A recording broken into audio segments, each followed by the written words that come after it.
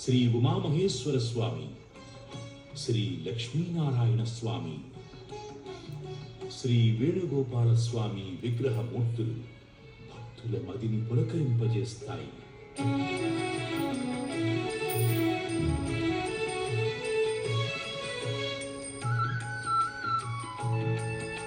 అలాగే పుష్కరిణి ఎదురుగా త్రిపుర సంహారమూర్తి, లింగోద్భవమూర్తి, గజ సంహారమూర్తి, ఉమామహేశ్వర స్వామి, దక్షిణామూర్తి చూడచక్కగా కొలువై ఉన్నారు.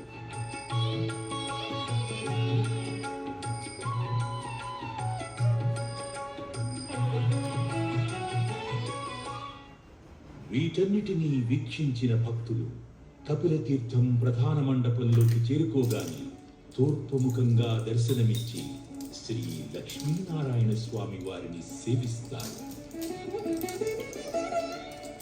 ఈ ఆలయాన్ని తాళ్లపాక అన్నమాచార్యుల కుమారుడు పెద్ద తిరుమలాచార్యులు నిర్మించినట్లు శాసనాధారాలు స్పష్టం చేస్తున్నాయి. సుమారు 4 అడుగుల ఎత్తులో శోభాయమానంగా దర్శనమిచ్చి శ్రీ లక్ష్మీనారాయణ స్వామి వారికి పాంచరాత్ర ఆగమం ప్రకారం పూజలు నిర్వహిస్తారు.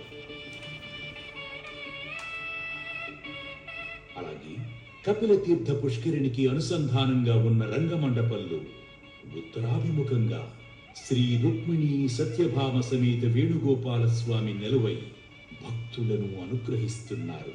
శిల్పశోభితమైన 16 స్తంభాలతో కూడుకున్న చతురస్రాకార మండపంలో కొలువైన శ్రీ వేణుగోపాల స్వామి వారు చతుర్భుజాలను, శంకు చక్రాలను, వేణువును ధరించి ఉభయ దేవేరి సమేతంగా పూజలు అందుకుంటున్నారు.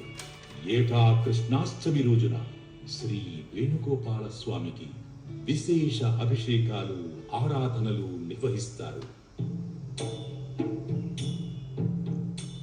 ముక్కోటి దేవతలు, ఋషులు, సాధు పుంగవులు తీర్థ విధులు నిర్వహించి ధరించిన కపిల తీర్థం ఎన్నో పవిత్ర తీర్థ జలాలకు మూలం. కపిల తీర్థం మనం వెళ్ళాం, గుర్తుందా? మా చిన్నయ్య వదిన స్మరిస్తేనే సకల పాపాలను పటాపంచలు చేసే ఈ మహత్తర తీర్థరాజంలో పుణ్యస్నానం ఆచరించిన భక్తులకు కపిలేశ్వరుడి అనుగ్రహం మెండుగా లభిస్తుందని ఐతిహ్యం. తదాస్తు తదాస్తు తదాస్తు. వాటర్ ఫాల్స్ ఎంత బాగుంటాయో కదా.